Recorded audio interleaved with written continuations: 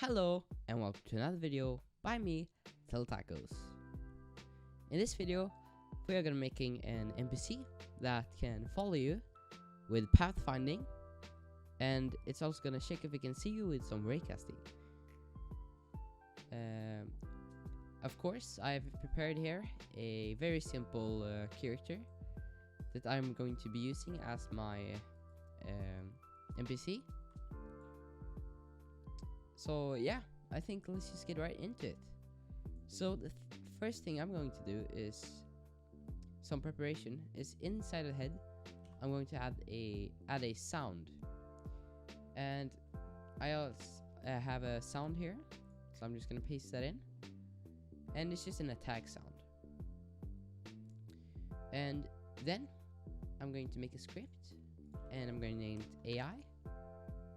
And then I'm going to add in two animations, attack animation, and I'm also going to add in a walk animation. And I have already prepared two animations, so you can make your own and just paste them in here. So let's begin scripting. So first I'm going to get the pathfinding service.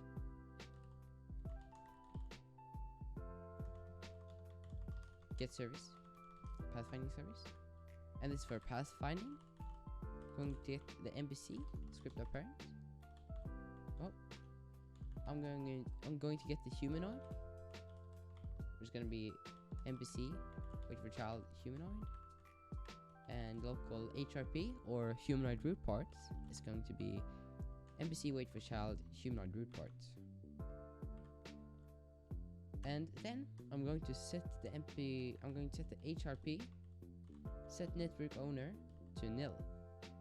And this is basically gonna fix a bug or a lag when the character or the NPC moves. And this is basically gonna change the network owner to, I think you changed it to be the server. Yeah.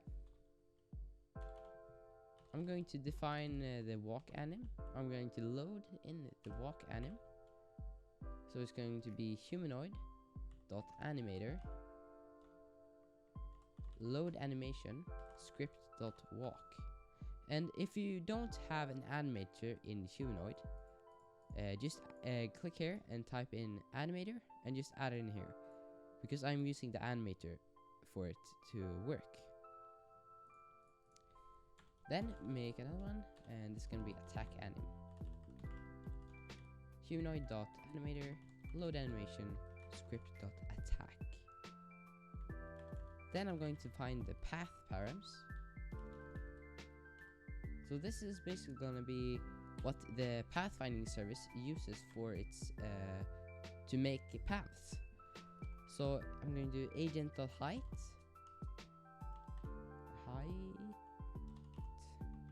I'm going to make it the height of this. So if we spawn in a part here, I can see how many studs it is. So it's 1, 2, 3, 4, 5, about 5. And then the agent radius is going to be, so radius is half of basically the width. So this is 4. So I'm going to make it 3 to have some margins on the corners. And then agent can jump. I'm going to set it true, but you can set it false. And if you want to set it false, it's just like this. And this basically says if the NPC should be able to jump over stuff. Then I'm going to make ray params.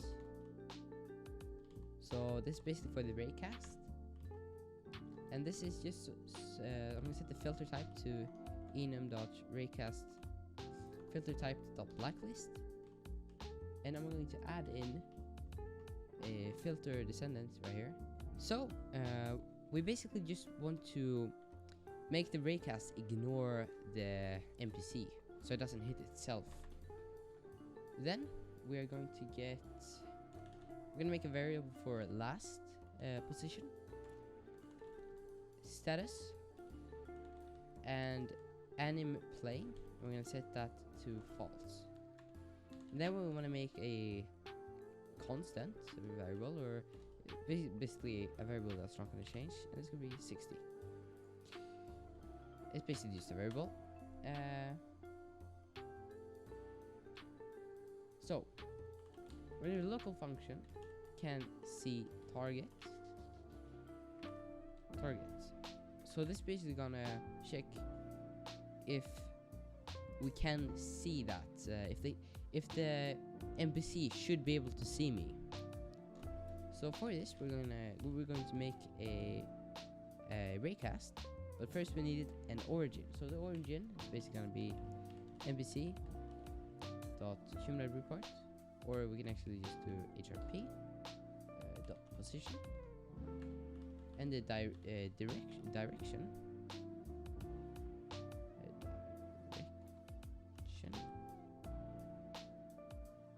That's probably right. Direction, yeah. It's going to be target dot humanoid report dot position. So the player's position basically, minus the HRP dot position. So the NPC's humanoid report's position dot unit times range. So this is the direction of where we want to send the raycast, and we're just gonna times this by the ray to get the length of the raycast, so how long we want it to raycast, and that's gonna be the same as our range. And then we're gonna do local array is equal to workspace raycast origin, comma direction, comma ray params. If it's made array and it has a ray dot instance, so if it hits something, then we're gonna set.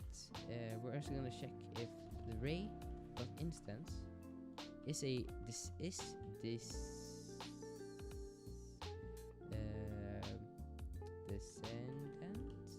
of the target. So if it is a part that is a children of the target, basically a descendant of the target. So basically, if the raycast hits the target, then we're gonna return true. Else, actually, we can do else over here. Else,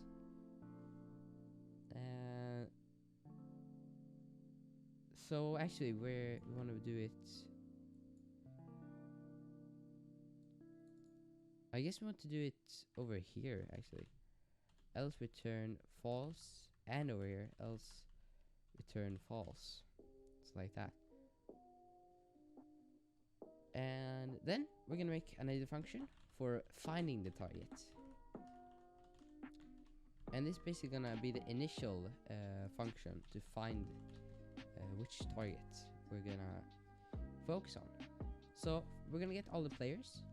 So local players to game.players get players, and then we're gonna get the max distance, which is range, and nearest target, which is gonna be nothing for now. So we're gonna parse. We're gonna loop through all of the players that we have, and we're gonna check if the player has a character, or if the player's character has been loaded in. Then we want the target, local target, to be player character, and local distance is going to be NPC. Actually, never mind. Humanoid report dot position minus the target dot humanoid report dot position, and we're gonna do dot magnitude. Basically gonna be a number. So if distance is less the max distance, and we can see the target, then we want the nearest target to be the target and the max distance to be distance. So this is basically gonna go through. So in the beginning, we have no nearest target.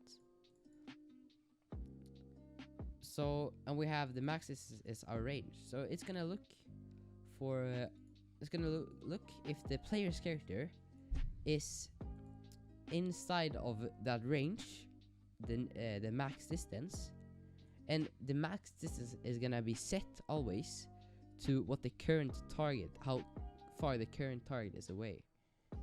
So if the current target is, let's say, 20 studs away, and a new one comes, and then the distance right here is going to be less than the max distance. So the max distance is now going to be equal to distance. And yeah, I think you understand. Then we're gonna make a function for get path, and the destination. We want destination. So we're gonna make a path. So local path is equal to pathfinding service create path with the path params, and then we're gonna do path compute path. No, compute async. Sorry. Compute async. HRP.position, comma destination dot position. Return path. So this is basically going to create a path, and this is basically gonna load the path.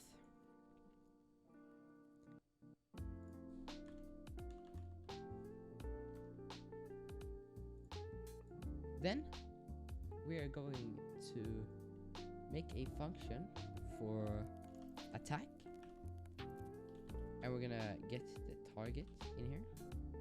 So target, oh sorry, local function attack.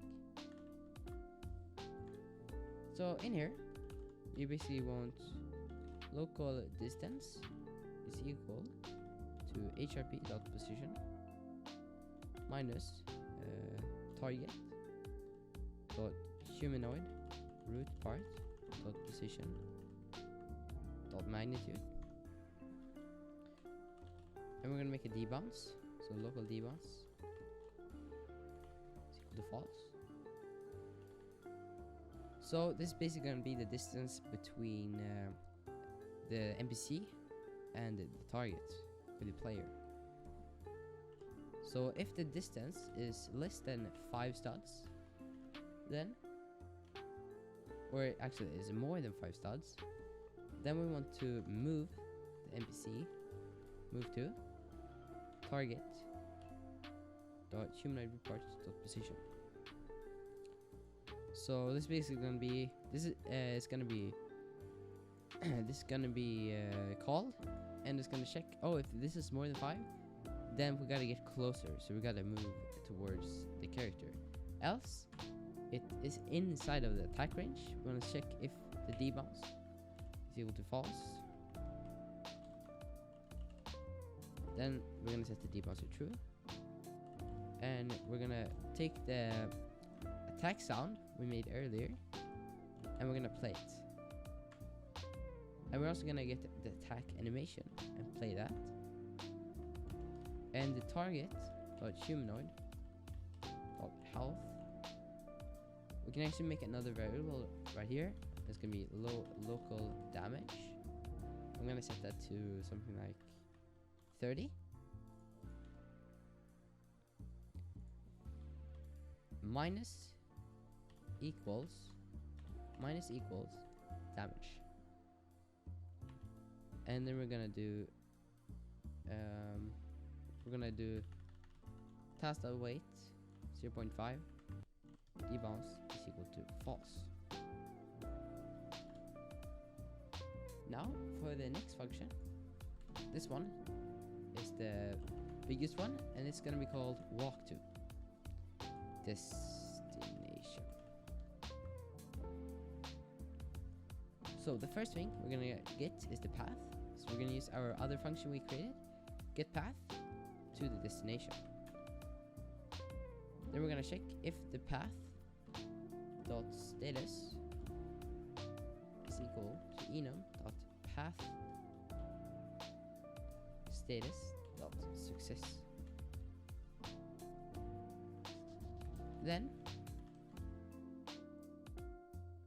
we want to loop through the waypoints. So for I, comma waypoint in pairs, path get waypoints.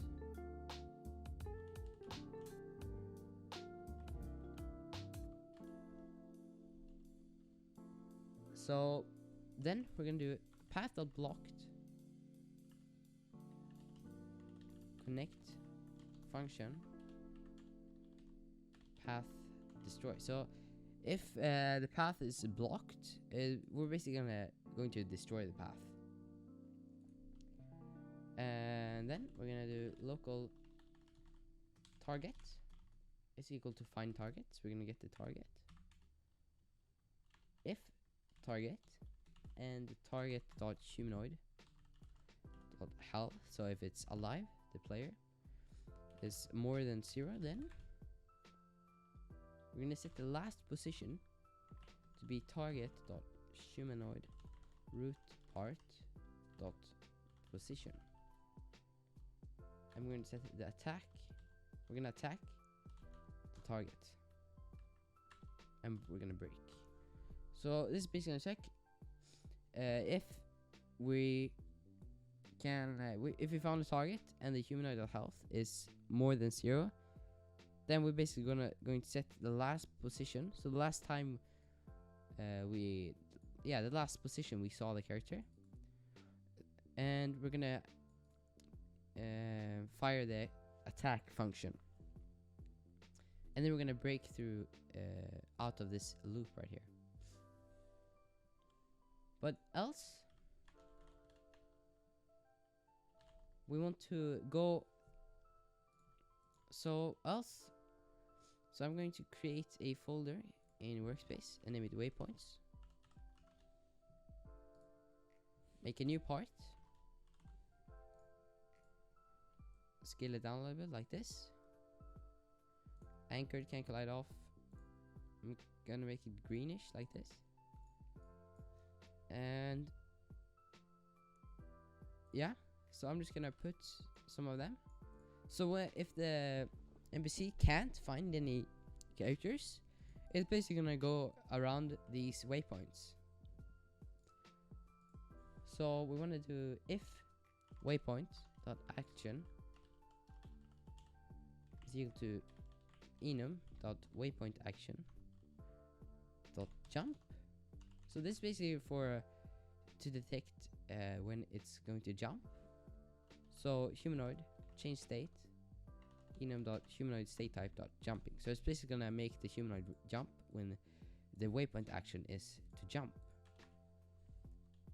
If it has a last position, so if we have set a last position, then we're going to move the humanoid to that position. So last position, humanoid dot move to finished wait. So it's gonna wait until it reached that position, and then it's gonna set last position to nil, and we're gonna break out of the loop. Else we're just gonna move to the waypoints we're on. So move to waypoint dot position, humanoid dot move to finished wait. And let's also see here, also if the path isn't a success, we're just going to return. So get out of this function. So for the last function, patrol.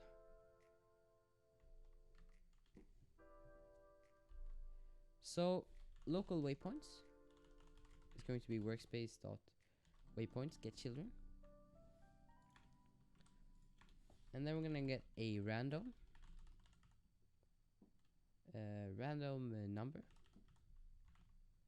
So it's gonna be math.random 1 comma waypoint. So when you have a like a hashtag like this before a table, it's basically gonna give a number on how many values are in that table. So 1 comma how many waypoints we have. Walk to waypoints random num. And then we're gonna make while task.wait. I'm gonna do like 0.2. That's how often it's gonna update. Do patrol. And there we go. So we can go ahead and test this out right here. So I'm just gonna play and look for any errors.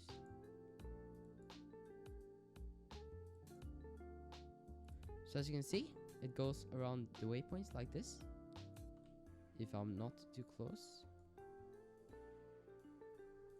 Though it doesn't seem as it's playing the animation, and that is because I forgot to add that part. So right here in walk to, we're just gonna check right here before, actually we can do it after here. If anim playing is equal to false, then actually we're just going to do walk anim play and attack anim stop, like that.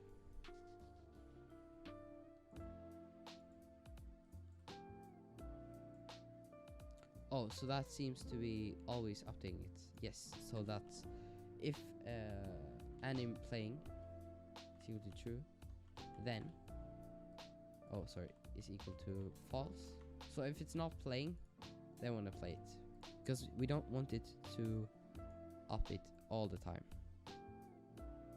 Oh yes, we also need this one in here.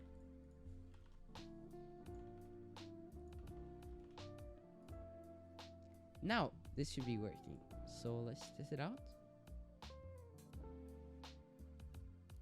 That is quite odd actually. Oh, I am yes, so we can actually move this out again, and then in here type anim playing is equal to true. There we go. Some difficulties, but it looks to be working right now. So if we come a little bit closer to this one, if it, what did I set as the range for this? 60. That is let me just figure out what's wrong right here. So the obvious problem that I made was I forgot to return the nearest target right here. So now if we test it out, you will see that it will target me. It's gonna make a little punch animation. It's gonna follow me around. It's gonna punch me, and when I'm dead, it's gonna go back to going through the checkpoints. As you can see, it's targeting me again. So if you make some walls here, I just want to show you real quick. So we make a wall like this, and then we make another wall right here, like this.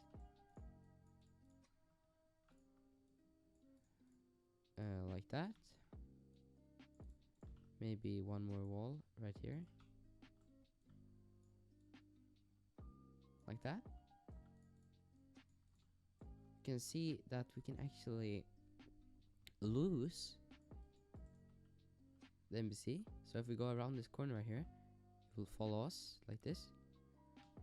It punched me there, but as you can see, we lost him there. We'll go around here again, and then go around here. And you can see we lost him. So he goes to the last position he saw us in, and if it doesn't see us there, it's basically gonna lose us, which is pretty cool. You can see it's working pretty good.